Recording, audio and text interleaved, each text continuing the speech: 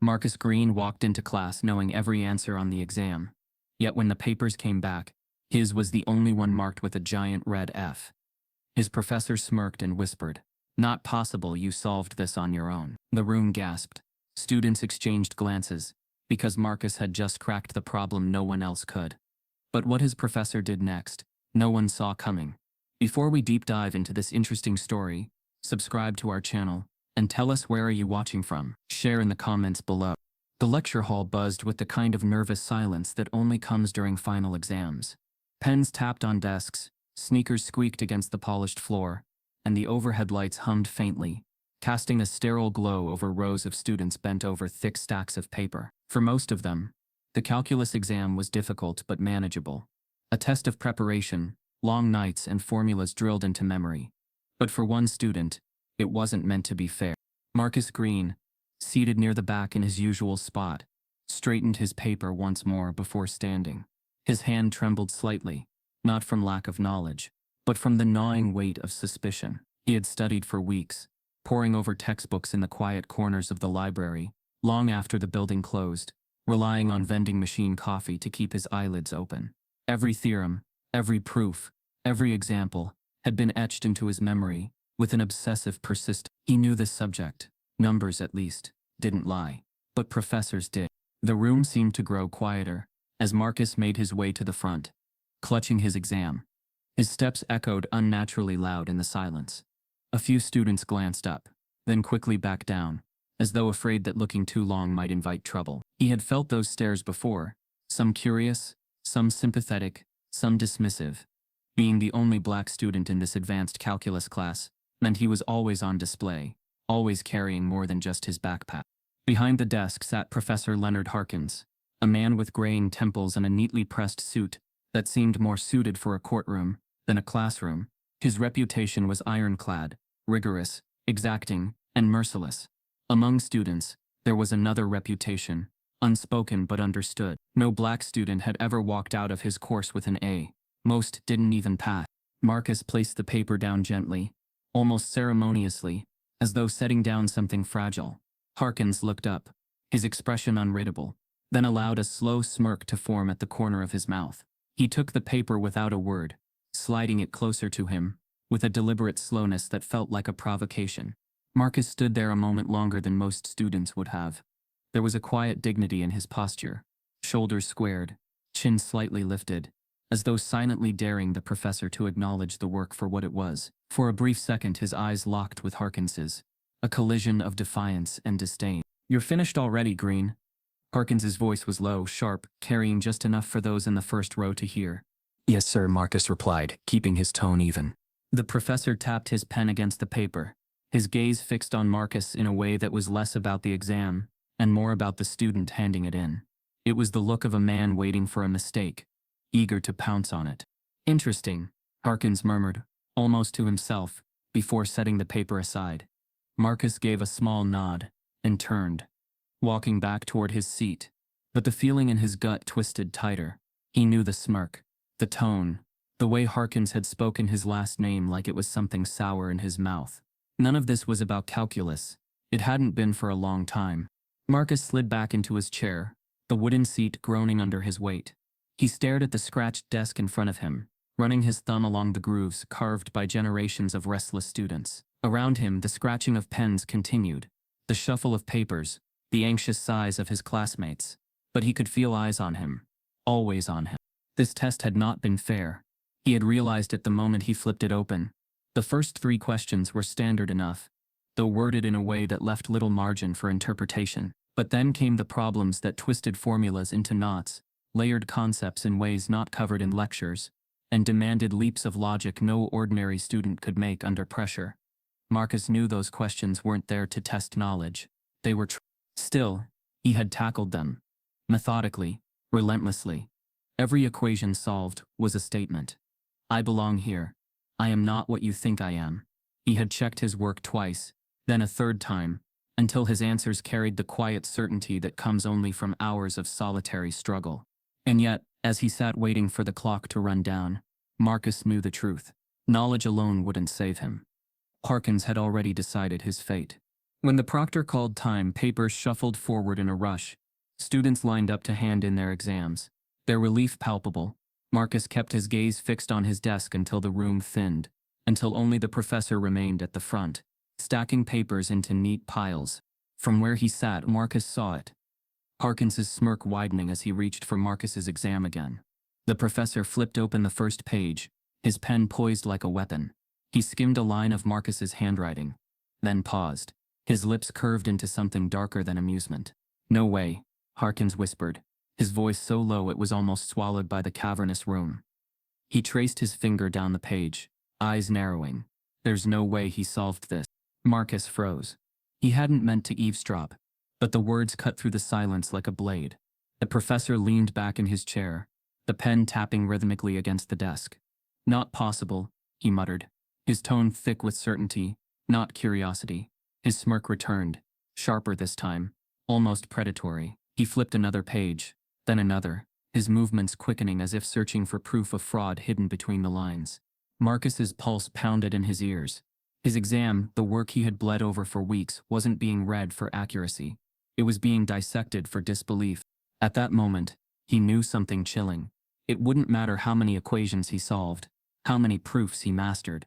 To Harkins, his intelligence was not an asset to be acknowledged, but a threat to be extinguished. The professor closed the paper with a snap, leaning forward so that the overhead light caught the steel gray in his eyes. He whispered the words to himself, but Marcus caught them clearly, each syllable heavy with venom. "No black kid could have solved it." The professor's whispered disbelief sets the stage for suspicion and conflict, leaving the audience asking if Marcus truly solved the impossible. How far will Harkins go to erase it? Marcus Greene walked out of the lecture hall, with the heavy quiet of someone carrying more than a test grade on his shoulders. The professor's whisper clung to him like a shadow. No black kid could have solved it. The words weren't new, not in tone, not in meaning. They had been spoken to him in different forms his entire life, sometimes blunt, sometimes disguised as advice, other times hidden in the polite silence of lowered expectations. For Marcus, those words always pulled him back to Baltimore. He was raised in a 2-bedroom apartment on the East Side, a place where the walls were thin, the neighbors loud, and the nights restless with sirens slicing through the air. His mother, Denise Greene, held everything together with the kind of determination that had no luxury of choice. She worked 2 jobs, day shifts at a grocery store, night shifts cleaning offices downtown, returning home only long enough to heat canned soup, kiss Marcus on the forehead, and remind him that their struggle had meaning.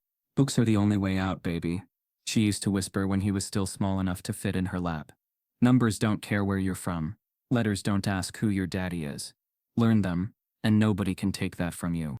While other kids in the neighborhood played tag under the flickering streetlights, Marcus sat by the apartment's drafty window with a pencil and a battered workbook. He found solace in the certainty of numbers, the way equations bent but never broke, the way a solution always existed if you looked hard enough. When his friends laughed at him for scribbling problems instead of chasing basketballs, he only smiled faintly and returned to his puzzles. It wasn't that Marcus didn't crave belonging.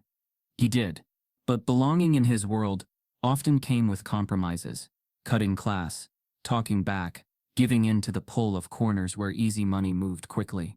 Numbers didn't ask that of him. Numbers rewarded patience. By the time he reached middle school, Marcus could calculate faster than his teachers, sometimes finishing assignments before instructions were fully explained. But instead of recognition, he got suspicion. One teacher accused him of copying answers. Another insisted he was lucky. The praise was always tinged with doubt, as though his intelligence had to be questioned before it could be acknowledged. High school was no different. During freshman year, guidance counselors automatically placed him in average track courses, despite his test scores. When his mother marched into the office demanding to know why, the counselor adjusted her glasses and sighed. "Advanced math can be intense," she said. "It's not always the best fit." Denise's jaw tightened. "Not the best fit for who?" "He already solved your placement exam in half the time." They eventually moved him into advanced algebra, though not without a look that suggested Marcus was being given a privilege, not his rightful place. From there, Marcus clawed forward on his own. He stayed after school to check out extra problem sets. He taught himself trigonometry from online videos when teachers didn't bother to explain concepts twice. By junior year, he was tutoring classmates, Ironically, the same ones the school had once deemed better suited for higher-level courses. But the real test came senior year. His calculus teacher, Mr. Brantley, handed out a sheet of challenge problems, questions meant for college-level students. Marcus sat at his desk, pencil racing, lost in the rhythm of functions and derivatives. By the time the bell rang, he had solved nearly all of them. Brantley stopped him at the door. "You ever think about engineering?" he asked. That was the first time Marcus allowed himself to imagine more than survival. The thought of building bridges, designing systems, solving problems on a scale larger than himself, it gave his long nights meaning. College wasn't going to be easy. Money was scarce, scholarships were competitive, and the unspoken rules of race never disappeared, even when dressed in academic robes. But Marcus had already decided he would not carry the weight of other people's doubt. He would prove them wrong, equation by equation, which was why Professor Harkins's smirk cut so deeply. In the quiet of his office later that day, Harkins flipped back through Marcus's exam with the eagerness of a hunter examining his prey. He skimmed quickly at first, his red pen circling what he expected to be careless mistakes, but the circles never came. The handwriting was meticulous, each step explained with clarity. The logic flowed seamlessly from one line to the next, as though Marcus had not only studied but mastered the concepts. Harkins frowned. "This doesn't make sense," he muttered. He reached the problem buried in the final section, the one he had inserted himself, a proof so advanced it wasn't part of the course material. He had added it late at night, typing it into the exam packet, with the certainty that it would stump everyone, especially Marcus. It was, in his mind, the trapdoor, the guarantee that the boy who dared to sit in his classroom would finally be exposed. But there it was. A solution. Complete. Flawless. Harkins stared at the page, his pulse quickening. The handwriting was steady, deliberate, not the shaky scrawl of someone guessing. Marcus had navigated the labyrinth with precision, arriving at the answer in fewer steps than most graduate students would need. "No," Harkins whispered, leaning closer, as though proximity might reveal the trick. "This isn't possible." He read it again, line by line, waiting for the collapse that never came. Every transition made sense. Every symbol had its place. It wasn't just correct, it was elegant. The professor's chest tightened. A memory flickered. Years ago, another black student had nearly embarrassed him the same way, solving beyond expectation. That time, he had found a way to bury it, to twist the grading rubric, until brilliance became mediocrity. No one questioned him, no one ever did. But this was different. Marcus hadn't just solved the problem. He had solved the problem, the one no student was supposed to touch, the one that made Harkins feel secure in his superiority. For a fleeting second, Harkins felt something he rarely allowed himself: fear. Fear that the fragile order he upheld, the order where students like Marcus never rose too high, was crumbling under the weight of undeniable proof. He slammed the exam shut, gripping it tightly, as though it might slip away. "No black kid could have solved this," he repeated, this time louder, as though volume might make the lie true. The office was silent, except for the rasp of his breath. Outside, students laughed in the hallway, oblivious, but inside the air was heavy with a realization. Harkins would never admit aloud. Marcus Greene had just changed the rules of the game. Professor Harkins realizes Marcus solved an impossible problem. Instead of respect, his fear twists into determination. He will not allow this to stand. Dr. Leonard Harkins sat alone in his office, long after the last student had left campus. The faint glow of his desk lamp stretched shadows across the walls, turning the stacks of textbooks into looming figures around him. He had read and reread Marcus Greene's exam, until his vision blurred, but the solution remained perfect, undeniable, and dangerous. On paper, Harkins was the kind of professor the university celebrated. He had been tenured for over 2 decades, published in respected journals, invited to speak at conferences where his words carried weight. Students lined up for his recommendation letters, knowing they could open doors to graduate schools and internships. Administrators praised his uncompromising standards as proof of academic excellence. But beneath the polished veneer was a man who carried a quiet bitterness. In faculty lounges, he spoke in coded language about declining rigor and lowered bars. Privately, his resentment was sharper, always circling back to the same conclusion. Black students were being given opportunities they hadn't earned. Marcus, to him, was the embodiment of that resentment. Bright, yes, but in Harkins's mind, too bright in a way that felt like mockery. Each correct answer Marcus wrote was, to Harkins, an affront to the natural order he believed in. It wasn't simply about a student solving problems. It was about who had solved them. Over the semester, his methods of sabotage had been subtle but deliberate. He graded Marcus's homework with a scrutiny far beyond what he applied to other students, docking points for unclear notation when others made the same mistakes without penalty. During lectures, he called on Marcus disproportionately, always with the most complicated questions, delivering them with the tone of a trap rather than an invitation. "Mr. Greene," he would say, his voice carrying across the lecture hall, "why don't you explain to the class why your method isn't the most efficient one?" The phrasing was calculated. It made Marcus seem wrong before he had even opened his mouth. And when Marcus answered, always calm, always precise, Harkins would respond with faint approval laced with dismissal. "Not incorrect, but not quite the way I would prefer." Next, it wasn't just about Marcus's performance inside the classroom.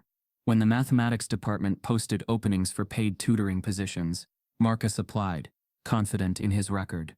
Weeks passed without a response. Only later did he overhear a secretary mention that Harkins had expressed concerns about his suitability, citing a lack of professional communication skills.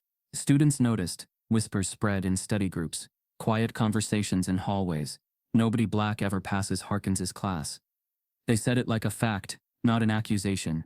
Everyone knew, but no one said it out loud where it mattered. Marcus carried the weight of those whispers silently.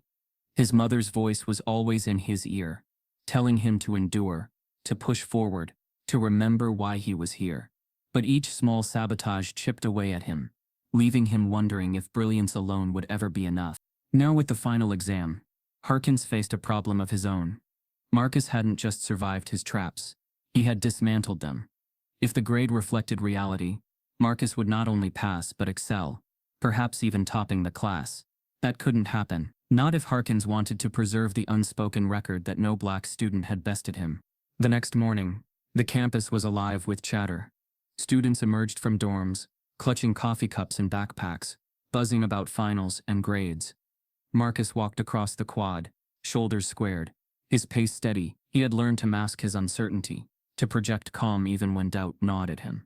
Inside the math building, the air smelled of chalk and old carpet. A crowd of students gathered outside Harkins's office, waiting for him to pin the graded exams to the board. It was tradition. He posted scores publicly, each paper folded over so names were hidden but grades visible. The students murmured nervously, comparing notes, speculating on the curve. Marcus stood slightly apart, leaning against the wall, his hands tucked into his jacket pockets. He wasn't nervous. He had worked too hard, too thoroughly to expect failure. The real question was how much Harkins was willing to bend the truth. The door opened, and Harkins stepped out, holding the stack of exams. His expression was neutral, almost too neutral, like a mask carefully placed. He pinned the papers one by one, each staple punctuating the silence with metallic finality. When he was finished, students surged forward, searching for their folded pages. Some groaned, others laughed in relief. Marcus waited until the crowd thinned before approaching. His eyes scanned the board until they landed on his exam, folded neatly with his student ID number written across the top. His breath caught as he unfolded it. A red F bled across the top of the first page. Marcus blinked, his mind scrambling to process what his eyes saw. He flipped through the pages, scanning the marks. Whole solutions crossed out, correct answers marked wrong, deductions that made no logical sense. Problems he knew he had solved cleanly were labeled invalid. His chest tightened.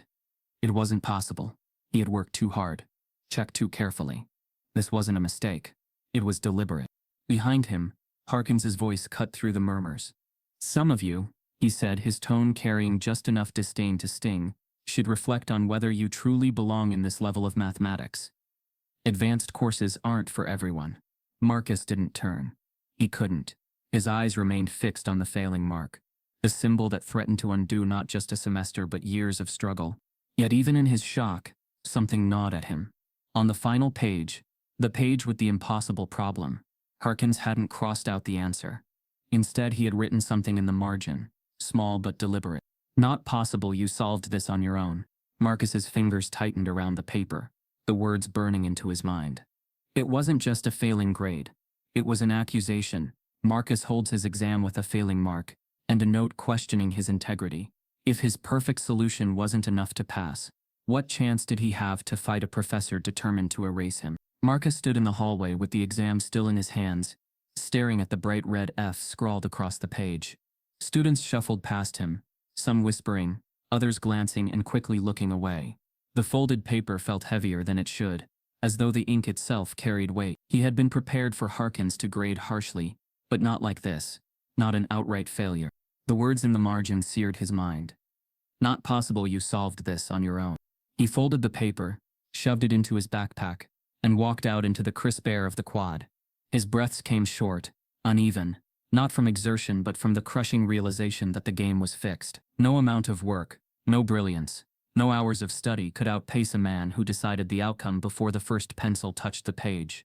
That night, Marcus sat at the small desk in his dorm room, the exam laid out under the lamp's yellow glow. The room smelled faintly of ramen and laundry detergent, the clutter of textbooks stacked like barricades around him. He pulled his calculus book from the pile and opened it beside the exam, flipping to the problems he had tackled. One by one, he compared his solutions. The answers matched perfectly, down to the smallest decimal, the cleanest step. Each time he traced the professor's red slash across his work, it was like a wound reopening. His solutions weren't just correct. They were clear, structured, and precise. There was no error to debate, no gray area to hide behind. He whispered to himself, his voice shaking. These are right. Every single one of them is right. The knock at his door startled him. He quickly slid the exam under his notebook before calling out, "Come in." The door opened, and Jordan Alvarez leaned against the frame.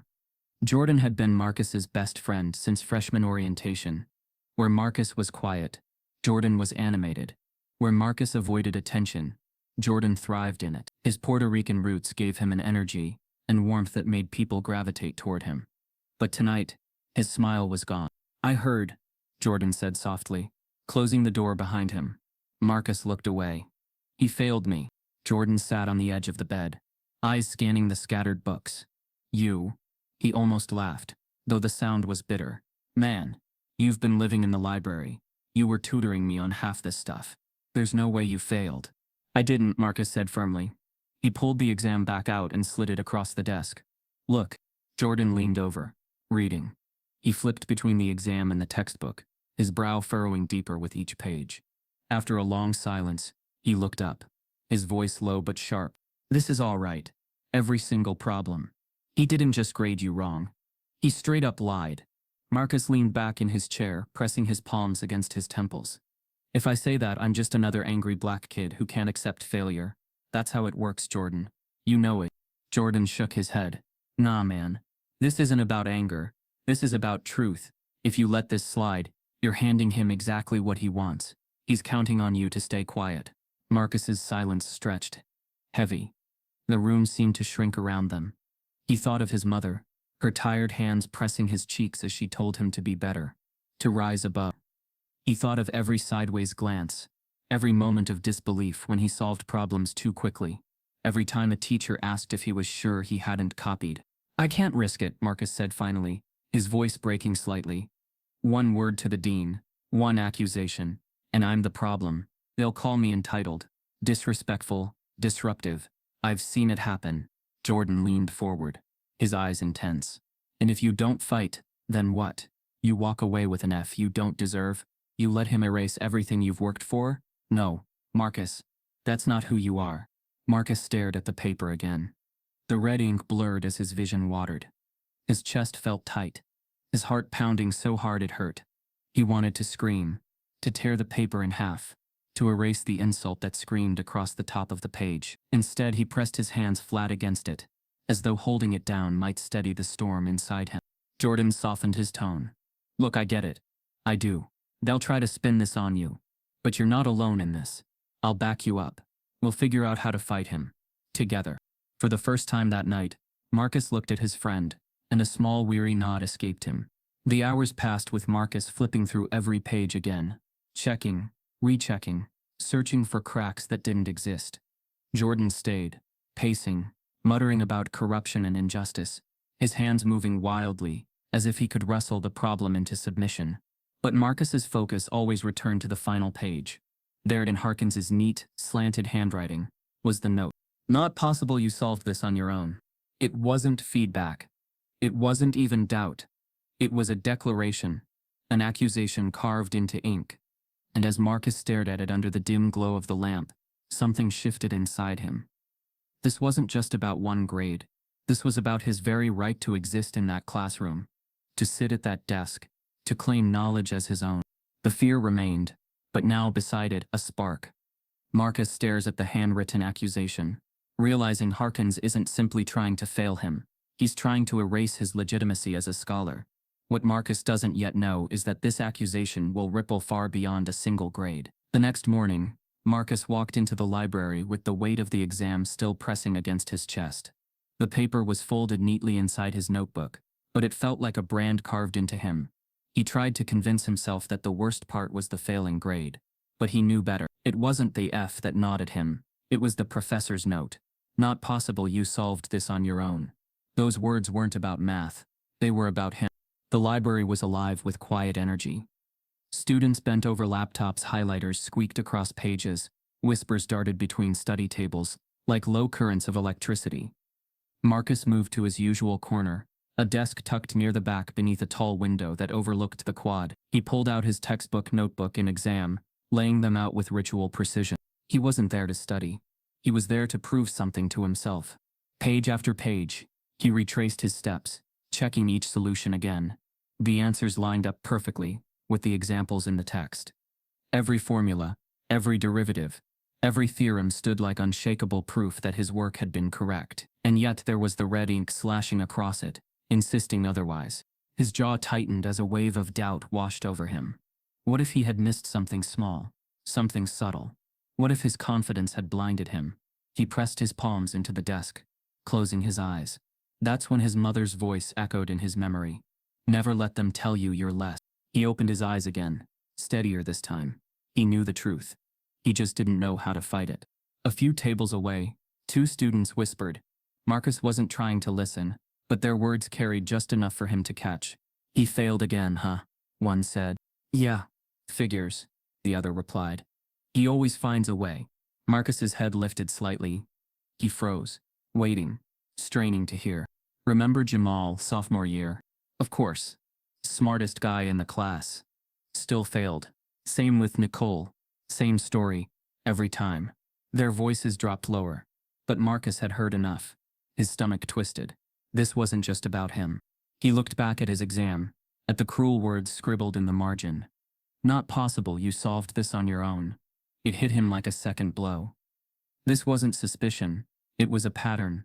The realization should have comforted him, proof that he wasn't alone in this fight. Instead, it deepened his isolation.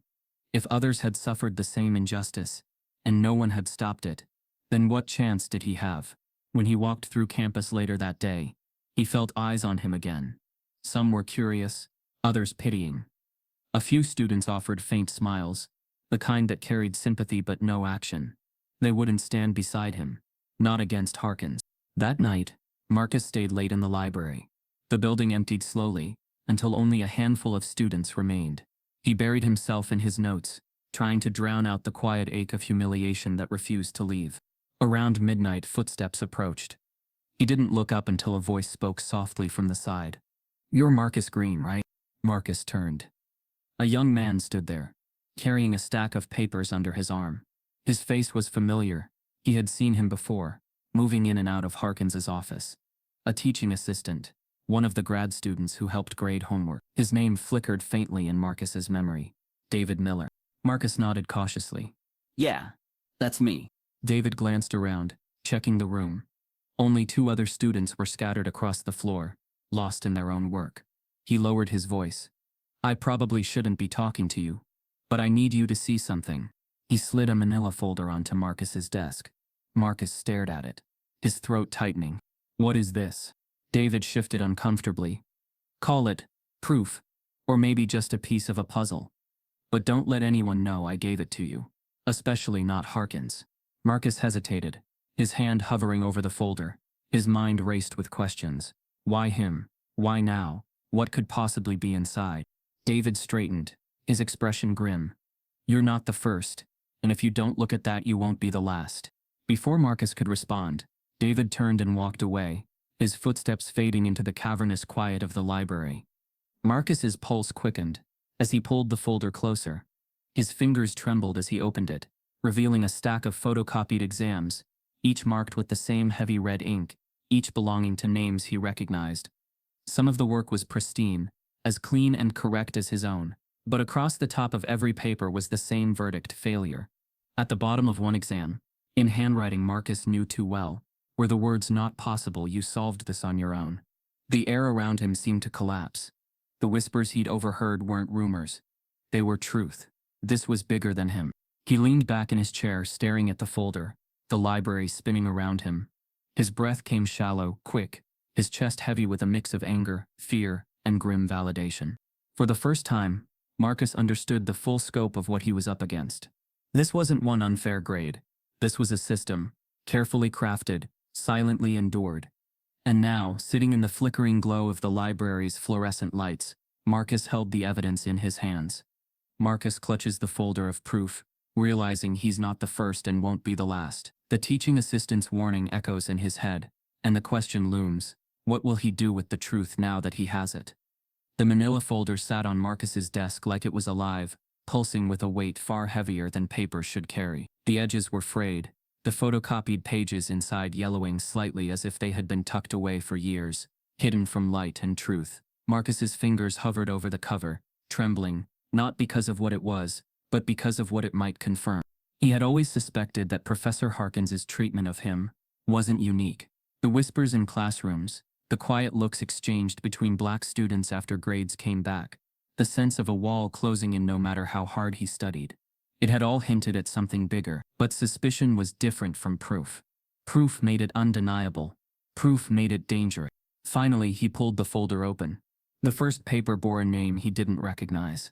A calculus exam, questions nearly identical to his own. The handwriting was different, looser, but the solutions were sharp, methodical. Marcus scanned through the problems, and his chest tightened. Every answer was correct. He flipped to the back page and felt his stomach twist. A bold red D sat at the top. Dozens of marks crossed through lines of work that had no error. Words scribbled in the margin: incomplete reasoning, not rigorous enough. Marcus leaned closer, tracing the steps. The reasoning was perfectly fine, clear, even elegant. Whoever this student was, they had known what they were doing, but the grade reduced their work to failure. He pushed the paper aside and reached for the next. Another name, another exam, more correct solutions, slashed to pieces. This time he recognized the name faintly. Nicole, a girl who had been in his study group briefly before dropping the class last year. She had been sharp, always ahead in practice problems, often helping others. Her exam told the story. Marcus already knew. Correct answers, marked wrong. Final grade. Marcus's throat tightened. He remembered her last words before leaving the group. "There's no point. I can't beat him." At the time he thought she meant the difficulty of the course. Now he knew she had meant the professor. Page after page revealed the same story. Jamal, a sophomore from New Jersey. Dominique, who had transferred from a community college. Even a student named Caleb, who Marcus recalled only faintly, but remembered as one of the few other black faces in Harkins's class years back. All of them, brilliant on paper. All of them, silenced by red ink. Marcus sat back, the folder spread open before him like a crime scene. His chest rose and fell sharply. This wasn't just about him. It was about years, decades, maybe of voices erased, futures rerouted, dreams cut off before they had a chance to grow. A wave of nausea washed over him. He pressed his palms against his eyes, trying to block the sting. His mother's voice came back, as if she were sitting beside him in the dim library light. "Books are the only way out, baby. Numbers don't care where you're from." But these papers told a crueler truth. Numbers might not care, but the men grading them did. The room felt smaller with each page he turned. His mind spun with questions. How many students had lost scholarships because of this? How many had switched majors after being told they weren't cut out for advanced math? How many dreams had died in silence because no one believed them? The folder wasn't just evidence. It was a graveyard. Marcus's hands shook as he gathered the papers back together, stacking them neatly though his vision blurred with tears. He couldn't let this stay hidden. He couldn't let their silence remain the final word. But what could he do? He thought about the dean. It seemed like the logical step, the place where justice might exist. He could walk into her office, drop the folder on her desk, and let the evidence speak louder than any accusation. Surely, no administrator could ignore this. And yet, a cold fear clawed at him. He had heard stories. Complaints disappearing. Students labeled as disruptive. Faculty closing ranks to protect their own. What if the dean didn't listen? What if she saw him not as a student seeking truth, but as a black boy stirring trouble? The risk was more than academic. His scholarship could vanish. His transcript could carry a shadow he would never escape. One word, unprofessional, combative, dishonest, could follow him for years, closing doors he hadn't even reached yet. The library had grown quiet, the late-night silence pressing in. The hum of fluorescent lights was the only sound, until a voice cut through softly. "You opened it." Marcus turned sharply. David Miller, the teaching assistant, stood a few feet away. His expression was unreadable, but his eyes carried something between guilt and warning. Marcus's voice cracked as he spoke. This is real. These are real people, real exams. He's been doing this for years." David shifted, glancing toward the few students scattered across the floor, then back to Marcus. "Keep your voice down." Marcus lowered it, but his words were still sharp. "Why give me this? Why not take it to the dean yourself?" David sighed, pulling out the chair across from him. And sitting, he ran a hand over his face, the weight of exhaustion etched into his features. "Because I've been here long enough to know how this place works. The dean knows, maybe not the details, but the whispers. People talk. They always have. And yet Harkins is still here, still teaching, still respected. Do you really think that's an accident?" Marcus's chest tightened. "So you're saying it's hopeless?" "I'm saying," David replied carefully, "that going after him isn't just about proving he's wrong. It's about going up against a system designed to protect him, and the system doesn't lose." Marcus stared at him, his voice trembling. "Then why show me this? Why put me in this position?" David leaned forward, his voice low but intense. "Because you deserve to know the truth. Because I've watched him do this too many times, and I can't keep pretending it's just rigorous grading. It's not. It's targeted.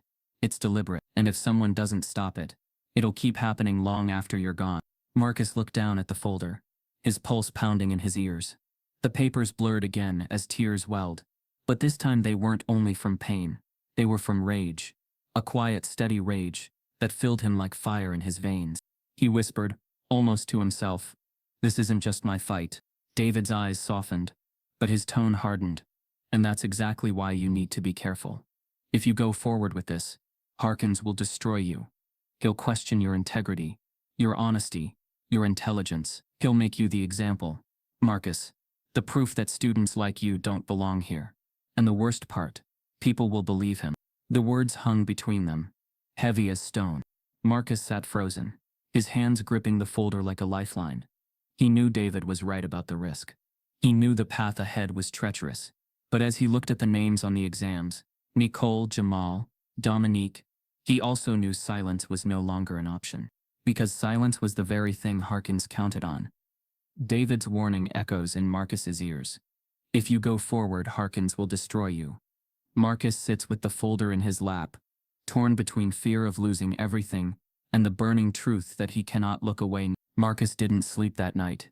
The folder stayed on his desk, unopened again, but its presence filled the room like a living thing. He tried lying down, closing his eyes, but every time he drifted, he saw the red ink slashed across his own exam, saw Nicole's name, Jamal's, Dominique's, all reduced to failure by a man who wore professionalism like armor.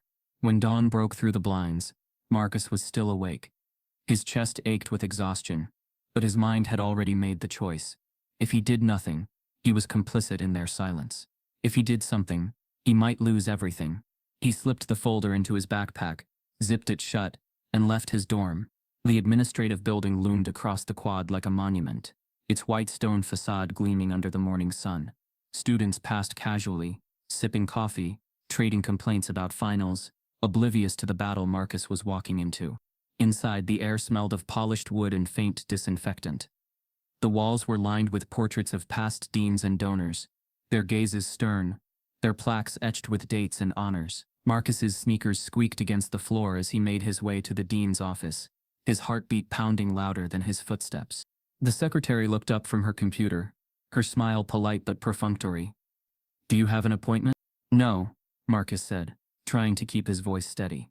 "But I need to see Dean Wilkins. It's urgent." She studied him for a moment, perhaps weighing whether his urgency was genuine. Finally, she picked up the phone, whispered a few words, and then gestured toward the door. "She'll see you for a few minutes." Marcus's palms were damp as he gripped the folder. He stepped into the office, and the door closed softly behind him. Dean Charlotte Wilkins sat behind a mahogany desk, framed by bookshelves filled with leather-bound volumes and glass awards. She was in her mid-50s, with sharp features softened only by her pearls and the pastel scarf draped neatly over her blazer. Her reputation was one of diplomacy, the kind of leader who smoothed conflicts without leaving stains. "Mr. Greene," she said, her tone warm but efficient. "What can I do for you?" Marcus sat across from her, placing the folder carefully on the desk between them. His throat tightened, but he forced the words out. "This is about Professor Harkins. I have evidence proof that he's been failing black students deliberately, marking correct answers wrong, targeting us." Dean Wilkins's expression didn't change, though her eyes flicked briefly to the folder. "Go on." Marcus opened it, pulling out a few exams and laying them side by side. "These aren't just mine. These are from other students. Years worth. You can see the answers are correct, but he still failed them. And it's always the same. Always black students. He even wrote on mine, 'Not possible you solved this on your own.'" For the first time, a flicker of emotion crossed her face. Not outrage, not concern, but discomfort. She adjusted her scarf, her voice measured. "That is a very serious accusation, Mr. Greene." "It's not an accusation," Marcus said quickly. "It's proof. Look at them. Look at the patterns. How many more students had their futures ruined because of this?" Dean Wilkins leaned back in her chair, fingers steepled. She studied him, not the papers. "You understand, of course, that accusing a tenured professor of racial discrimination is not a matter to take lightly. Dr. Harkins has been with this university for over 20 years. His record is exemplary." Marcus's stomach twisted. "Exemplary? You think this is exemplary?" He pushed one of the exams closer. "This student solved the problem correctly. He marked it wrong. How is that exemplary?" Her tone cooled, though she maintained her polished calm. "Sometimes, grading involves subjective interpretation. There are nuances to mathematical reasoning that a student might not fully appreciate." Marcus shook his head, his voice rising despite himself. "Nuances? There's nothing subjective about a derivative. Either it's right or it isn't. These are right. He failed them anyway." Dean Wilkins's gaze hardened slightly. "Lower your voice, please." Marcus's chest heaved as he forced himself back into silence. She sighed, folding her hands neatly. "Mr. Greene, I need you to think carefully about the consequences of what you're suggesting. If you pursue this without sufficient grounds, it could be seen as an unfounded accusation. That could affect your academic record, your scholarship, even your future opportunities. Do you understand?" The words struck like ice water. He had come expecting at least a measure of outrage, a promise to investigate. Instead, he was being warned, threatened, even. He swallowed hard, his voice quiet but unshaken. "So what you're saying is, even with proof, nothing will happen to him." Dean Wilkins offered a thin smile, the kind that ended conversations rather than invited them. "I'm saying you should focus on your studies. You have a promising future ahead of you. Don't risk it over something you can't prove in the way it needs to be proven." Marcus stared at her, disbelief tightening into fury. "I thought this school cared about fairness." Her eyes softened briefly, almost pitying. "Fairness," she said, "is not always as simple as it seems." The silence stretched. Finally, she stood, signaling the meeting was over. "I appreciate your candor, Mr. Greene, but I advise you, for your own sake, to let this go." Marcus rose slowly, his legs heavy, his hands clenched around the folder. He felt smaller in that office, swallowed by the polished wood, the portraits, the carefully chosen words that meant nothing. The truth was clear. The institution wasn't going to protect him. It was going to protect Harkins. He turned toward the door, every step dragging with disillusionment. As he reached for the handle, Dean Wilkins's voice followed, cool and final. "Be wise, Mr. Greene." The hallway outside felt colder than when he had entered. Students passed by, laughing, carefree, carrying books and coffee cups, their biggest concern a looming deadline. Marcus walked among them, but it felt as if he had crossed into another world, one where justice was a facade, and silence was survival. He clutched the folder tighter, his mind a storm of rage and helplessness. Then his phone buzzed. A new message lit the screen. It was from an unknown number. Just 5 words. "I heard you went to Wilkins." Marcus froze, his breath caught in his throat. He hadn't even left the building yet, and already somehow, Harkins knew. Marcus stares at the message on his phone. The professor knows. The walls are closing in faster than he imagined, and the fight is no longer just about grades. It's about survival within a system determined to silence him. Marcus couldn't shake the text from his phone. "I heard you went to Wilkins." It wasn't signed, but it didn't have to be. The message carried Harkins's shadow in every syllable. It meant the walls were thinner than he thought. It meant someone was watching, listening, reporting. By the next morning, the whispers had begun. He felt them before he heard them. Eyes that lingered too long in the cafeteria. Conversations that dipped into silence when he entered. At first he told himself it was paranoia, but then, standing in line for coffee, he caught it clearly. Yeah, apparently he went to the dean. But what? Accusing Harkins. Saying the grades are racist. A laugh, sharp and dismissive. Man, people will say anything when they fail. Marcus gripped the strap of his backpack tighter. He wanted to turn, to confront them, to lay the folder of exams on the table, and make them choke on the truth. But he didn't. He just paid for his coffee, his chest burning, and walked out into the cold air. The rumor spread faster than he thought possible. By afternoon, it wasn't just whispers, it was the atmosphere around him. Friends he'd studied with all semester suddenly found reasons to leave early. Classmates who used to greet him with a nod now avoided eye contact. Even Jordan noticed it. Walking across the quad, Jordan muttered, "Man, it's like you've got a target painted on your back." Marcus tried to shrug it off. "They'll forget in a week." But he didn't believe it. And neither did Jordan. The real blow came 2 days later. Marcus checked his student portal between classes, scrolling past announcements and grade postings, until a red notification caught his eye. He clicked it and felt the air leave his lungs. Scholarship status. Under review. His vision blurred as he read the fine print. Pending academic integrity evaluation. It wasn't just about his grade anymore. It was about survival. His scholarship wasn't a luxury. It was the reason he could afford to be there at all. Without it, his future collapsed. He slammed the laptop shut, his hands shaking. That night, he called his mother. He hadn't planned to. He didn't want to worry her, but the weight was too much. "Marcus?" her voice answered, tired but warm. "Baby, you sound off. What's wrong?" He hesitated, his throat tight. "You're reviewing my scholarship." A pause, then sharper. "Reviewing? Why?" He swallowed hard. "Because I went to the dean. About Harkins. About what he's been doing." The silence stretched long, heavy. Then her voice cracked through. "I told you, baby. I told you. They don't play fair. You can't expect them to. But listen to me. Don't you let them scare you into silence. You hear me? Don't let them take your voice." His chest ached. "Ma, if I lose this scholarship, then we find another way," she cut in fiercely. "We've always found another way. But what we can't do is let them decide what you're worth. You're worth more than their lies." Her strength poured through the line. But when the call ended, Marcus sat alone in his dorm, the silence louder than her words. The days that followed blurred together in a fog of suspicion and distance. He still went to class, still took notes, but the air had shifted. Study groups didn't invite him anymore. One afternoon, when he sat at his usual table in the library, the students already there packed up their things within minutes, moving across the room. It wasn't overt hostility. It was worse. Erasure. The subtle message that he didn't belong, that associating with him carried risk. Even Jordan grew restless. He stayed loyal, but Marcus saw the way he scanned the halls before walking beside him, the way his smile dimmed under the weight of other people's stares.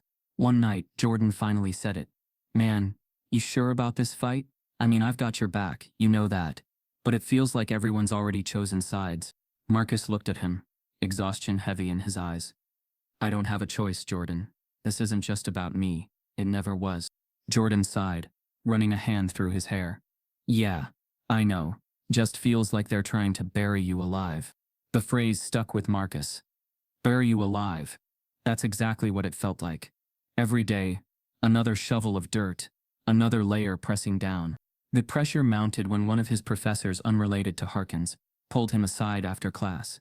"Marcus," she said, her tone gentle but distant. "I heard some concern circulating. I just want you to be mindful. Sometimes pursuing complaints can backfire." He wanted to shout, "So I should just accept it? Accept being failed for the color of my skin." But he bit his tongue. He simply nodded, feeling his stomach knot tighter. The betrayal wasn't just from authority figures, it was from peers. One evening, he overheard two classmates in the dining hall. "He thinks he's special." "Yeah, like the rules don't apply to him. Playing the race card, that's all." Marcus's fork clattered against his tray. His appetite was gone. He walked out without a word, but their voices followed him like ghosts. As the days grew colder, so did the campus. He walked through crowds that parted without touching him. Like he carried contagion, his scholarship status remained in limbo, a silent threat ticking in the background. Then came the breaking point. Marcus returned to his dorm late one night, the wind biting at his face. He unlocked the door, tossed his backpack onto the chair, and opened his laptop. The screen lit his tired features as he refreshed his inbox. Among the usual campus announcements and spam, one subject line froze him. Subject: "You're not alone." No name. No signature. Just the words, stark and simple. His chest tightened. His eyes stayed fixed on the screen, his breath shallow. For the first time in weeks, Marcus felt something stir beneath the exhaustion and fear. Hope, or maybe just the possibility of it. Marcus hovers over the anonymous email, his mind racing. Who sent it? Friend, enemy, or someone who knows more than he does? The subject line stared back at Marcus from the glow of his laptop. "You're not alone." He sat frozen for a long moment, the words pulling at him like a thread he wasn't sure he should unravel. It could have been a trick, another attempt to rattle him. Harkins already seemed to know his every move, but something about the simplicity of it, the quiet assurance, made him click. The email opened to a single line. "Meet me at the Oakwood Cafe. Tomorrow, noon. Ask for Evelyn." No signature, no explanation. Just a place, a time, a name. Marcus's heart pounded as he read it again and again. His first instinct was suspicion. Who was Evelyn? How did they know about him? How could he trust this? But underneath the fear was something else. A flicker of curiosity, of whoever Evelyn was. They had reached out when everyone else turned away. The next day, Marcus walked to Oakwood Cafe, a small brick building off campus that smelled of roasted beans and cinnamon. It was the kind of place where professors lingered over newspapers and students typed essays into laptops. He pushed the door open, scanning the room. At a corner table sat a woman in her 60s, her silver hair pulled back neatly, her glasses perched low on her nose as she sipped from a mug. When their eyes met, she gestured for him to come over. "Marcus Greene," she said softly, her voice carrying a mixture of warmth and gravity. "Sit down." He slid into the chair across from her, his pulse quick. "You're Evelyn?" "Dr. Evelyn Carter," she replied, setting her mug down. "Though these days, just Evelyn will do." Marcus studied her. She carried herself with the quiet dignity of someone who had weathered storms, but never bowed. Her eyes were sharp, watchful, like she had already measured him before he spoke. "You're probably wondering why you're here," she continued. Marcus nodded cautiously. "Yeah, who are you?" "And how do you know about me?" Ellen leaned back, folding her hands. "Once upon a time, I sat where you sit now. Not as a student, but as faculty. I taught mathematics here for 20 years. And like you, I crossed paths with Leonard Harkins." Marcus's chest tightened. "You fought him too." A small, bitter smile tugged at her lips. "Fought, yes. Won, that's another story." She pulled a folder from her bag, thinner than the one Marcus carried, but filled with the same kind of papers. Photocopies, notes, memos. "I saw what he was doing long before you were here. Black students excelling and still failing. Bright minds being marked down, discouraged, erased. I documented it. I brought it forward." Marcus leaned in. "What happened?" Her eyes darkened. "Nothing, or worse than nothing. I was called difficult, told I was seeing bias where there was none. My tenure-track promotion vanished. My funding dried up. Suddenly, conference invitations stopped coming. My career didn't end overnight. It bled out slowly, until I retired early, tired and disillusioned. Marcus's stomach sank. So they buried it. They buried me, Evelyn said quietly. Then she looked at him, her gaze steady. And they'll try to bury you too. The cafe noise swelled around them. Steam hissing from the espresso machine. Quiet laughter at nearby tables. But Marcus felt like the world had gone silent. Then why reach out to me? Why now? Because you remind me of the students I couldn't save, she said, her voice heavy. And because I'm tired of silence. I thought retirement would ease the sting. But it hasn't, watching them erase us year after year. It eats at me.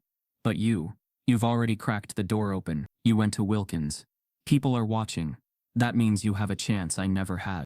Marcus gripped his coffee cup, his hands cold despite the warmth. Everyone's against me. My scholarship's under review. Friends don't even want to sit with me anymore. It feels like I'm already losing. Evelyn leaned forward, her tone sharper now. That's how the system works. They isolate you, make you doubt yourself, turn allies into ghosts. It's not about the grade. It's about convincing you that you're powerless. But you're not. Not if you choose to fight where they can't control the narrative. Marcus frowned. What do you mean? Her eyes gleamed. The system only fears one thing: public truth. They can dismiss private complaints, silence students behind closed doors, shred documents. But when the truth is undeniable, when it's out there for the world to see, they can't bury it, not without burying themselves. Marcus's pulse quickened. Go public?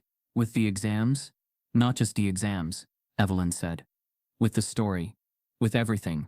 If you stay quiet, this ends with you losing your scholarship, and Harkin's winning again. But if you speak where they can't shut you up, you force them to reckon with it. He sat back, his mind a storm. The idea of going public, social media, press, exposure, both terrified and exhilarated him. He thought of his mother, of her warning, her strength. He thought of Nicole, Jamal, Domin. He thought of the folder sitting on his desk, filled with ghosts of futures stolen. Evelyn watched him carefully. I'm not saying it will be easy. They'll call you a liar. They'll smear your name. They'll say you're bitter, ungrateful, unqualified. They'll throw everything they have at you. But if you endure it, if you stay standing, you'll force change, maybe not for yourself, but for the ones who come after. The cafe seemed to blur around him as her words sank in. The weight of it pressed heavy, but so did the possibility. Finally, Evelyn reached across the table, her hand steady. Marcus, I'll mentor you if you want this. I'll show you how to gather evidence, how to tell your story, how to survive the storm. But understand this, once you take this path, you can't turn back. Her voice lowered, sharp as glass. Do you want to carry that burden? Marcus stared at her hand, at the years of battle etched in her skin, at the reflection of himself in her eyes. His chest rose and fell with the enormity of the choice before him. The cafe door opened, a cold draft sweeping in. But Marcus barely noticed. His world had already shifted. Evelyn offers to mentor Marcus, but warns him, if you take this path you can't turn back. Marcus sits at the edge of a decision that will define not only his fight, but his future. Marcus walked out of the cafe that day, with Evelyn Carter's words echoing in his head. Once you take this path, you can't turn back. The folder felt heavier in his backpack, no longer just evidence but a kind of weapon. Yet the weight was more than paper. It was the burden of every name on those exams, every student silenced before him. Evelyn had offered him a choice, and though he hadn't said it aloud, Marcus knew he wasn't built for silence. Over the next weeks, Evelyn became his anchor. They met in quiet corners of the library, in her modest apartment filled with books and old lecture notes, even in empty classrooms where chalk dust lingered in the air. She was methodical, demanding, relentless in a way that reminded Marcus of his mother. Except Evelyn wasn't just reminding him to succeed, she was shaping him to fight. You can't just be right, she told him one afternoon, pacing in front of the chalkboard. You have to be undeniable. When they see your work, when they hear you explain it, there has to be no room for doubt. Because trust me, Marcus, doubt is the crack they slip their knives through. Marcus sat at the desk scribbling as she spoke. His notes weren't just formulas anymore. They were strategies, blueprints for survival. She pushed him further than he thought possible. Advanced problems, graduate-level proofs, puzzles designed not only to test knowledge, but to test endurance. Sometimes he faltered, his pencil pausing, his breath short with frustration. Each time, Evelyn's voice cut through. Don't stop. You've been stopping your whole life. Apologizing, shrinking, second-guessing. Not here. Not now. Keep going. And Marcus kept going. The idea came from Evelyn during one of their sessions. There's a statewide mathematics competition in 2 weeks, she said, sliding a flyer across the table. Universities send their brightest. It's public. Crowds, judges, coverage. If you want to prove yourself beyond Harkins's reach, this is your stage. Marcus stared at the flyer. His pulse quickened. A competition wasn't just about solving problems. It was about visibility. Winning there meant undeniable proof of his brilliance. Losing meant handing Harkins exactly what he wanted. I can't just do this for me, Marcus said quietly. This has to be for all of them. For Nicole, for Jamal, for you. Evelyn's expression softened. Exactly. That's why you have to win. The weeks leading up to the competition were grueling. Marcus spent late nights hunched over his desk. Equations sprawled across pages, chalkboards filled with symbols and half-erased solutions. He studied while others slept, drank bitter coffee until his stomach churned, pushed through the fog of exhaustion until dawn lit his blinds. But it wasn't just about math anymore. Each problem felt like a battlefield. Each correct answer a strike against the narrative that he didn't belong. Each proof a memorial to those erased before him. Jordan noticed the change.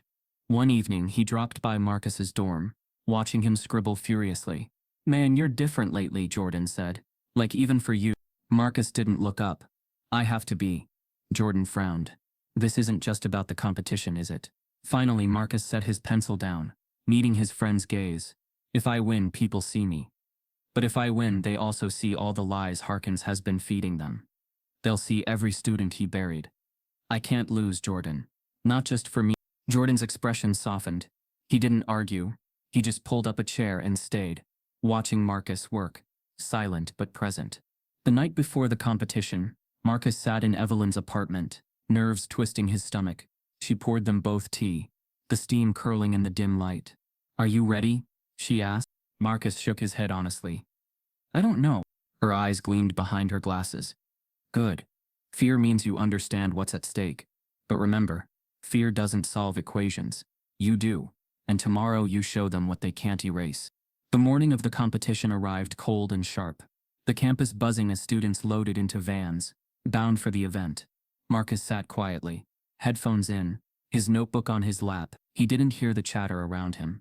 He only heard Evelyn's words, and his mother's voice, braided together. Numbers don't care where you're from. Be undeniable. The competition hall was grander than he imagined. Rows of chairs filled with spectators, a stage lined with chalkboards and digital screens, judges seated at long tables with clipboards. The air crackled with tension, ambition, and the faint smell of fresh paint and coffee. Marcus took his place among the competitors, his heart hammering. He scanned the room, catching glimpses of students from other universities, sharp suits, confident strides, laughter shared like they belonged there without question. Marcus stood straighter, telling himself he belonged too. The announcer introduced the judges. Marcus clapped politely, his nerves coiling tighter. The first two names meant nothing to him, professors from other institutions, faces he didn't recognize. Then the third name rang out like a gunshot. Professor Leonard Harkins. Marcus's head snapped up. There he was, seated at the table, his gray temples gleaming under the lights, his smirk faint but unmistakable. His eyes locked on Marcus with the cold satisfaction of a predator watching prey walk into a trap. The room spun. Evelyn's warnings crashed back in waves. The system doesn't lose. Marcus's throat went dry. He had prepared for equations, for logic, for proving himself in numbers. He hadn't prepared for this. It wasn't just a competition anymore. It was an ambush. On the day of the competition, Marcus learns that Harkins himself is a judge. The stage is set, not just for proof of brilliance, but for a showdown against the very man trying to erase him. The auditorium buzzed with anticipation, a low hum of voices bouncing off the vaulted ceiling. Rows of students, professors, and parents filled the seats, their eyes fixed on the stage where chalkboards gleamed under bright lights. This wasn't just a competition. It felt like theater, and tonight Marcus Greene was on stage, with more than numbers at stake. He sat among the competitors, his hands clenched in his lap, his pulse drummed in his ears, louder than the chatter, louder than the rustle of papers. He forced himself to breathe in slow, steady counts. In through the nose, out through the mouth. Elliman's voice echoed in his memory. You don't need to be calm. You just need to be undeniable. When his name was called, Marcus rose. The applause was polite, restrained, nothing like the thunder given to students from bigger universities. He walked to the board, shoulders squared, every step deliberate, as though defiance itself carried him. The announcer's voice boomed. Our next competitor, Marcus Greene, from Rockford University. The lights brightened, heat prickling the back of his neck. He turned to face the chalkboard as the first problem appeared on the screen overhead. A ripple of murmurs spread through the crowd. It was a tough one. An advanced differential equation that demanded not just calculation but intuition.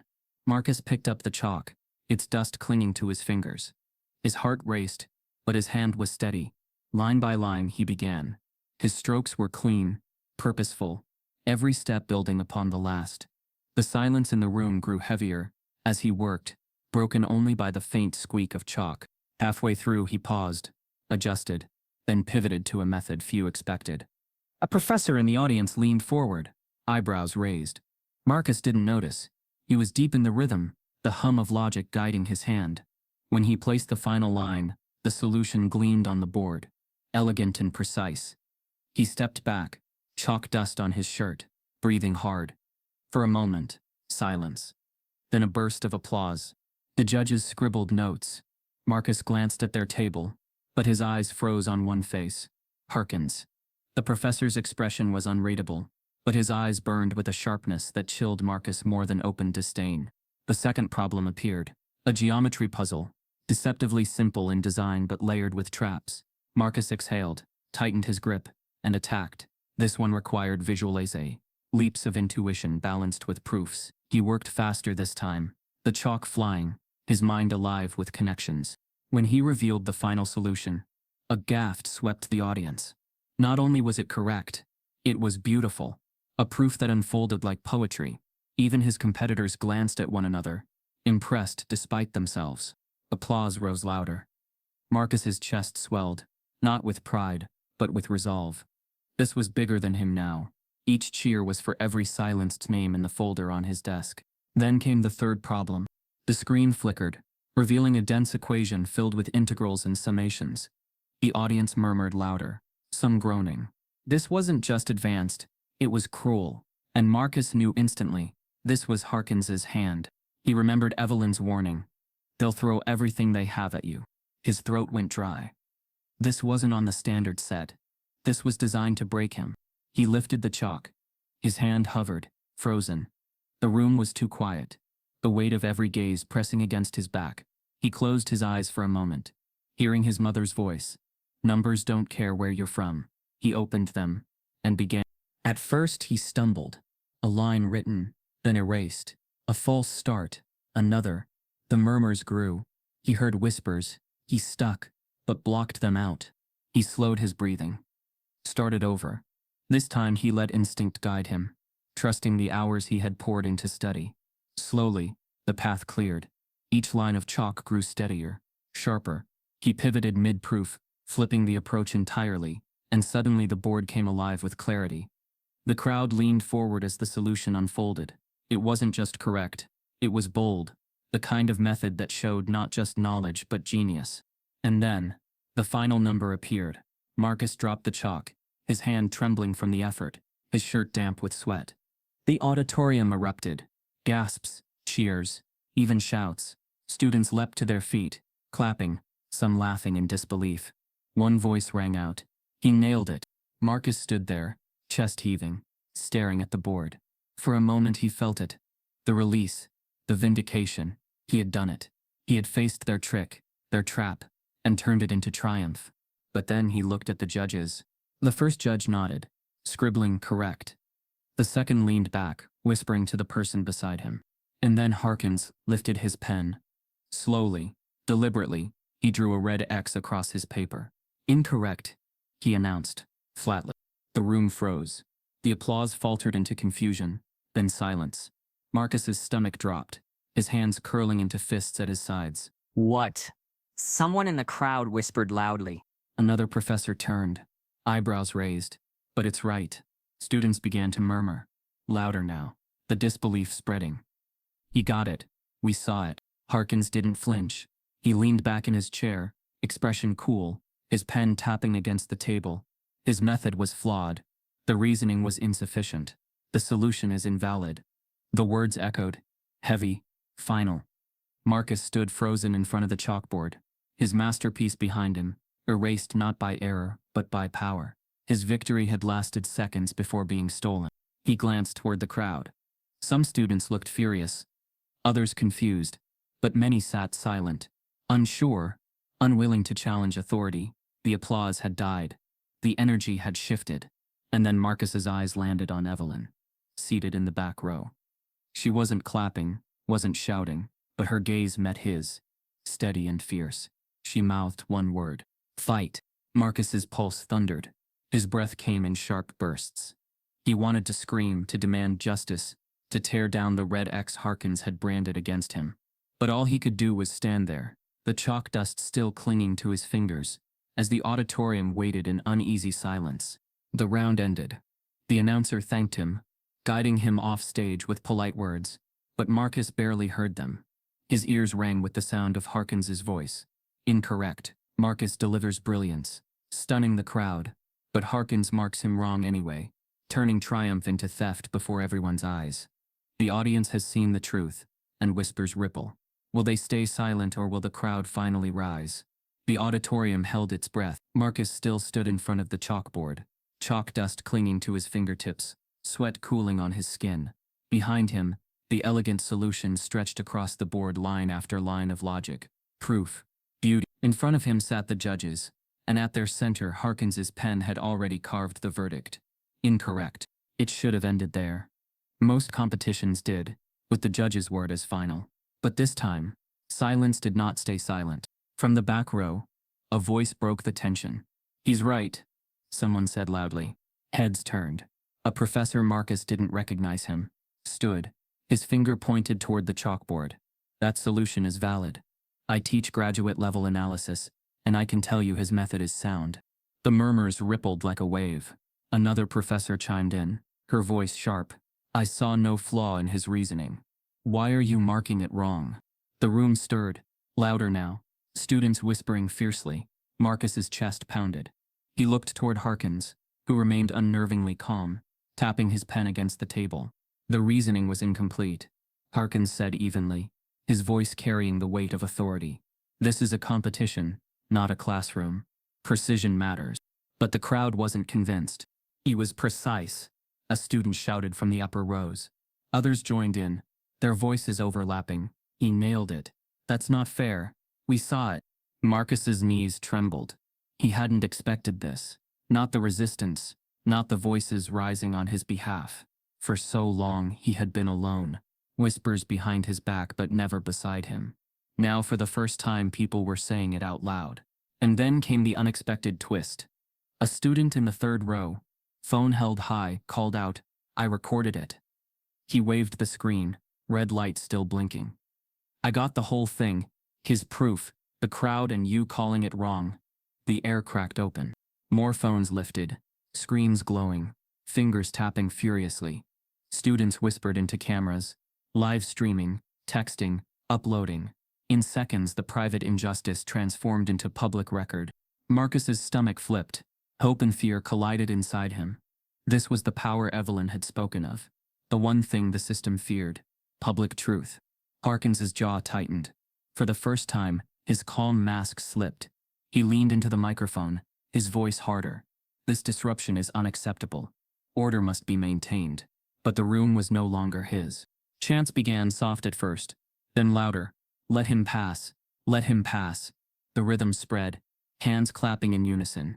Marcus stood frozen as the sound rolled over him, waves of defiance crashing against the polished authority of the judge's table. Security guards edged toward the stage, uncertain. The announcer fumbled with his mic, trying to restore order. But the energy was beyond control now. Marcus glanced at Evelyn in the back. She wasn't chanting, wasn't shouting, but her eyes burned into his, fierce with pride. She mouthed again, "Fight." By the time Marcus left the stage, escorted hurriedly through a side door, the auditorium was chaos. Students shouted, Professors argued, phones flashed, and somewhere in the noise, Marcus knew the story had already left the building. That night, alone in his dorm, Marcus refreshed his phone endlessly.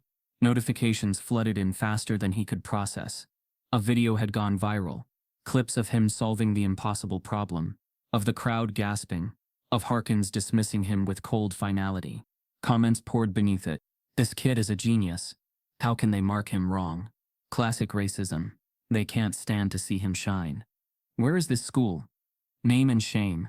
Within hours, the video spread beyond student circles. Hashtags trended, let him pass, math is math, expose Harkins. Influencers reposted, activists weighed in.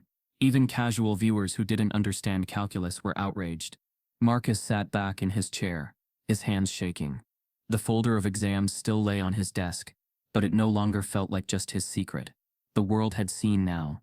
The silence was broken. His laptop pinged with a news notification. An online outlet had already picked up the story. Black student denied correct answer in math competition. Crowd protests.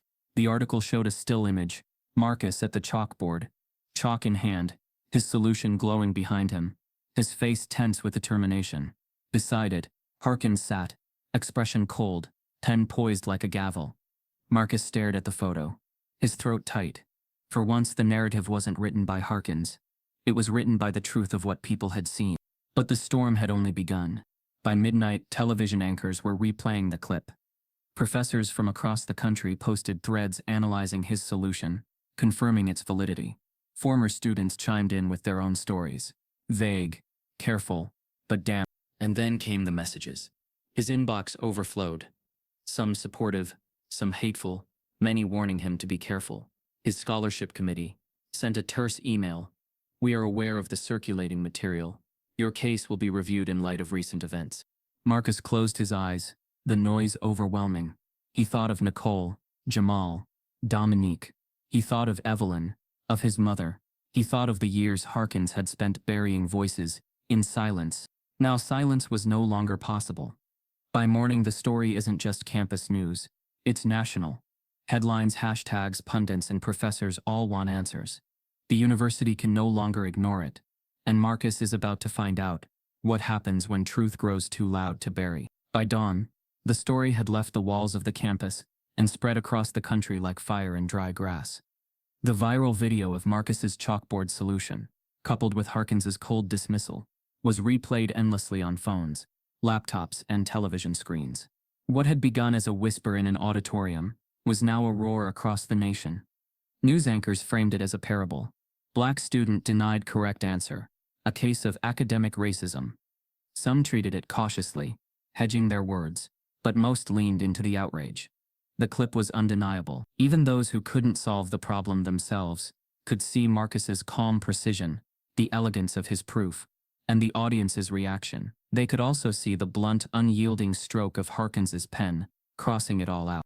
By mid-morning, journalists were digging deeper. Investigations sprouted across blogs and news outlets. One article, published by an independent education watchdog, carried the headline, Pattern of Bias? Rockford Professor's Record Under Scrutiny. The piece cited anonymous alumni who recalled similar experiences, papers marked harshly, grades that didn't reflect their work, subtle discouragements that pushed them out of the program. Some spoke vaguely, afraid of repercussions, but others named names. Jamal, Nicole, Dominique. The folder Marcus had held in silence was now being echoed by living voices. Marcus sat in his dorm, hunched over his laptop, watching it unfold. Each refresh brought new stories, new threads, new testimonies. His phone buzzed constantly, text from classmates, messages from strangers, interview requests from journalists. The noise was overwhelming, but buried in it was something he had never expected: solidarity. Students on campus began to gather. Flyers appeared on bulletin boards. We believe Marcus. Protesters stood on the quad holding signs. Math is math. Racism isn't. Chants echoed through the air, not just from black students but from allies across backgrounds, demanding accountability. The administration scrambled. The university released a statement calling for patience while a review is conducted. But the language was corporate, bloodless, a weak shield against the firestorm. Then came the twist. A local journalist unearthed an old faculty memo from nearly a decade earlier. In it, a small group of professors had quietly raised concerns about Harkins's grading practices. The memo hadn't led to reforms. It had been buried, its authors pressured into silence or departure. Evelyn Carter's name was among them. Marcus read the article twice, his chest tightening. Evelyn hadn't told him the extent of it, but here was proof. She had fought before, and the institution had smothered her fight. Now, with the spotlight on, the cover-up was unraveling. By the second day, national outlets arrived on campus. Satellite trucks lined the streets, cameras set up on the quad, students interviewed live against the backdrop of protest signs. Marcus couldn't cross campus without a microphone thrust in his direction. "How does it feel to be the face of this movement?" one reporter asked. Marcus hesitated, his voice quiet but steady. "It's not about me, it's about everyone who came before me, and everyone who deserves better after me." Clips of his words spread online, framing him not just as a victim, but as a leader. That terrified him more than anything. He hadn't asked for this stage. He just wanted the truth to be seen. Meanwhile, Harkins vanished from public view. His office door stayed locked, his classes reassigned to substitute lecturers, but his presence lingered like a storm cloud. Students whispered about him in the dining hall. Professors spoke carefully in faculty meetings. Administrators huddled behind closed doors. On the third day, the university called an emergency press conference. The president of the university stood at the podium, her expression tight, her voice measured. Cameras clicked furiously as she spoke. "We have received multiple reports concerning Professor Leonard Harkins's grading practices. Effective immediately, he has been placed on indefinite leave pending further investigation." The words sent a cheer through the student crowd outside. Chants of justice, justice, filled the air. Signs waved high. For the first time it felt like victory. But Marcus didn't cheer. Because moments before the press conference, he had received an email from the scholarship office. "Your scholarship remains under review. A final determination will be made following the outcome of the investigation." Marcus read it again, and again, his chest hollowing. Even as Harkins fell, the institution's grip on him remained. They were willing to sacrifice one man, but not the power that kept students like him precarious. That night, he sat in Evelyn's apartment, the television replaying the press conference in the background. Evelyn poured him tea, her hands steady even as his shook. "You did it," she said softly. "You cracked the wall. They couldn't protect him anymore." Marcus stared into his cup, his voice flat. "But they can still take me down. My scholarship's still in jeopardy. If they pull it, none of this matters. I won't even be here to see it through." Evelyn's gaze was sharp, unwavering. "That's the next fight. Don't confuse the fall of one man with the fall of the system. They gave you a win to quiet the crowd, but they'll still try to bury you if you let them." Marcus swallowed hard, the weight pressing down. For every cheer outside, for every headline celebrating Harkins's downfall, the truth gnawed inside him. He wasn't safe yet. As he left her apartment, the night air cool on his face, Marcus's phone buzzed again. Another email. This one was from an unknown sender. Subject line: "They're not done with you." Marcus stopped in the middle of the sidewalk, staring at the screen, his breath catching. The shadows stretched around him, the campus quiet but watching. Harkins had fallen, but the war was far from over. Harkins is gone, placed on indefinite leave. The crowd cheers, but Marcus's scholarship is still hanging by a thread, and a chilling message warns him: "They're not done with you." The email came 2 weeks after the press conference that suspended Harkins. Marcus had just finished a tutoring session with a freshman who, despite the chaos swirling around campus, insisted he explain integrals one more time. Tutoring calmed him, reminded him of the simplicity that math offered, stripped of politics, stripped of prejudice. Numbers were steady, people were not. As the student left, Marcus opened his laptop. A new message sat in his inbox. The subject line read, "Invitation National Mathematics Conference." He clicked it with cautious disbelief. "Mr. Greene, in light of recent events, and the brilliance you displayed during the statewide competition, we would be honored to have you deliver a talk at the National Mathematics Conference in Chicago. We believe your perspective as both a mathematician and as someone who has publicly challenged systemic inequities in academia would provide invaluable insight. Please confirm your availability at your earliest convenience." Marcus reread the words, his heart hammering. A national stage, an opportunity to prove himself, not just as a student but as a thinker, a voice. But with the honor came a shadow. He knew this wasn't just about math. It was about narrative. The world wanted to see if he was the genius the viral video suggested, or just a fluke propped up by outrage. When he told Evelyn, she only nodded, as if she'd already expected it. "This is what comes next," she said. "They'll expect equations. Give them more than that. Don't just prove you can solve problems. Show them why you had to fight to solve them in the first place." The weeks leading up to the conference were grueling. Marcus prepared not just proofs and diagrams but words. His story sharpened and layered with the weight of the names in that folder. He practiced late into the night, sometimes pacing his dorm until the floor creaked under his restless steps, sometimes standing in Evelyn's living room as she critiqued his cadence. "Don't apologize," she told him again and again. "You've spent your life apologizing for being brilliant. Stop. Own it. Let them feel the anger in your calm. Let them hear every silenced voice in your pauses." The night before the conference, Marcus barely slept. He lay awake in the hotel room the organizers had booked for him, staring at the ceiling, the city lights glowing faintly through the curtains. He thought of his mother, working 2 jobs so he could even reach this point. He thought of Nicole and Jamal, of Dominique, of Evelyn's career cut short. He thought of the scholarship still under review, the sword still dangling over his future, and he thought of Harkins. The next morning, the conference hall buzzed with energy. Hundreds of mathematicians, professors, students, and journalists filled the rows. The stage was wide, a podium set in the center, flanked by 2 massive screens where equations and slides would appear. Marcus stood backstage, his palms damp, his stomach in knots. An organizer clipped a microphone to his lapel. "Ready?" she asked gently. He nodded, though his throat was dry. When his name was announced, the applause was louder than he expected. He stepped into the light, squinting against its brightness, and approached the podium. For a moment he couldn't breathe. The sheer scale of faces staring back at him was overwhelming. But then he caught sight of Evelyn, sitting halfway back, her chin lifted proudly, and somewhere in his mind, his mother's voice whispered again, "Numbers don't care where you're from." He exhaled and began. At first he spoke of equations.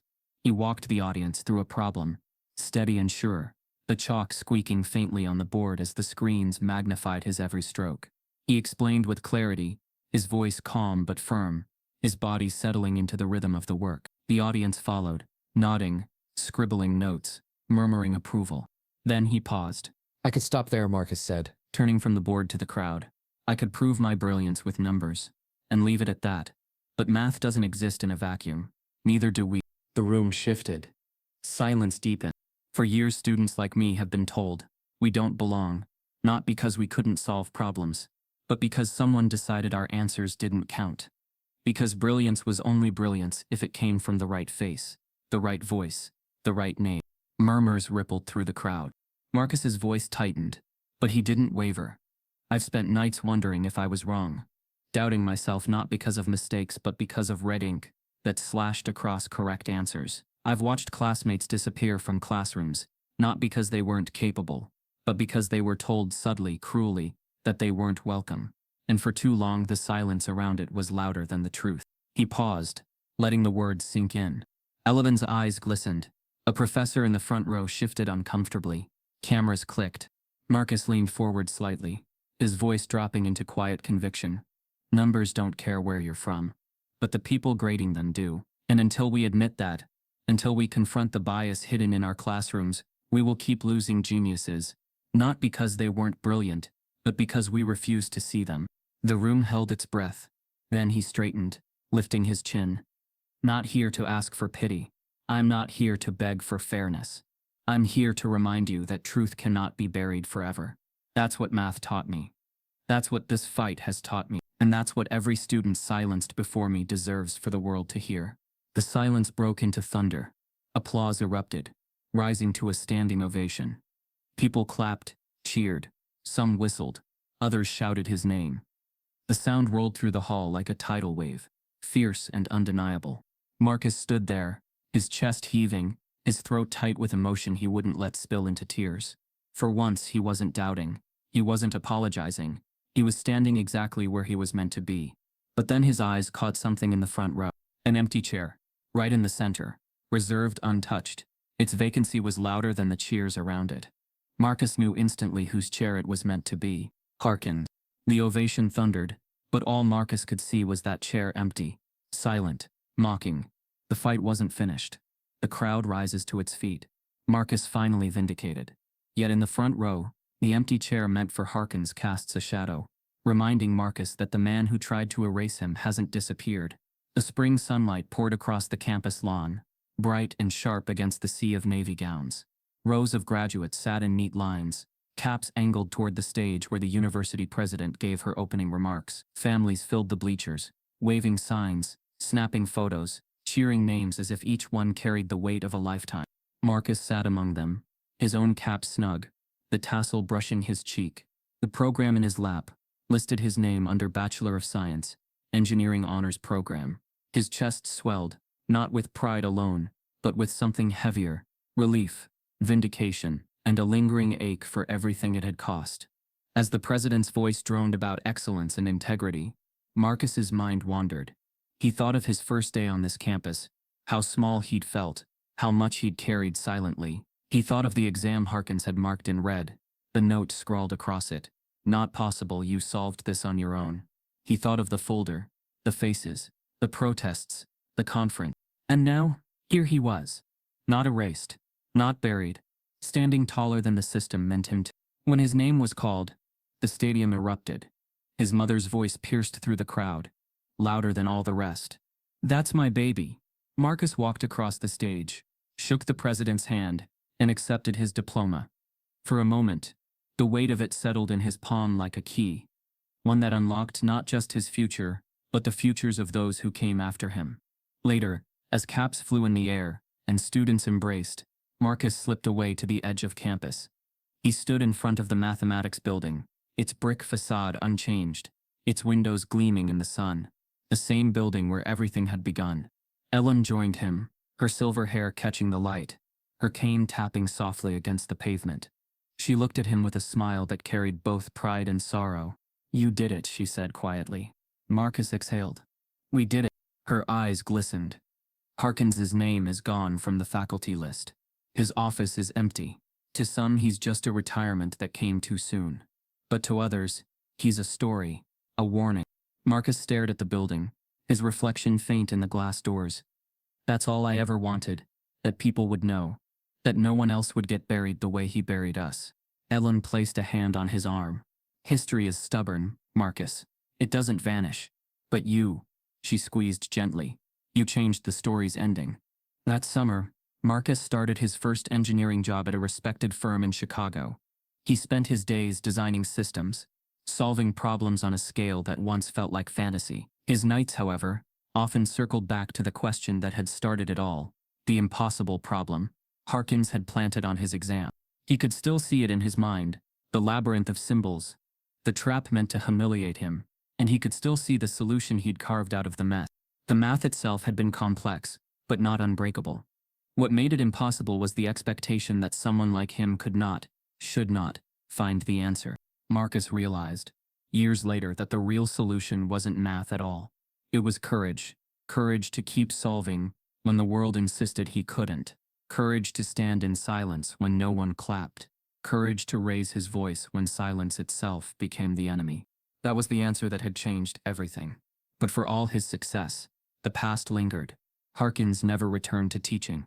The official line was indefinite leave, transitioning to early retirement. But the shadow of his downfall stretched across the university. Students whispered his name like a ghost story, a reminder of what unchecked power could do. One day, Marcus returned to campus to speak at an alumni event.